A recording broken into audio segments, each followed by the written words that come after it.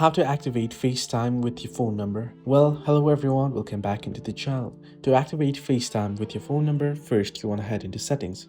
Once you're on the settings, you want to find the FaceTime option here, right? So you can head into apps and find FaceTime. Once you're on the FaceTime, you want to make sure here that FaceTime is enabled.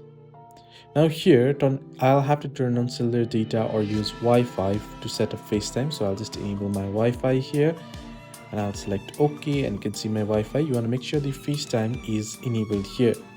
Now you can be reached by FaceTime at my email here. You can see you want to select your phone number. Now that itself is unavailable in my case here. As you can see, I cannot be reached as I have not enabled iMessage and such, so I'm unable to get that option, but you can be reached by FaceTime at. You want to proceed to select your phone number here. Hope this video was helpful. Do like and subscribe.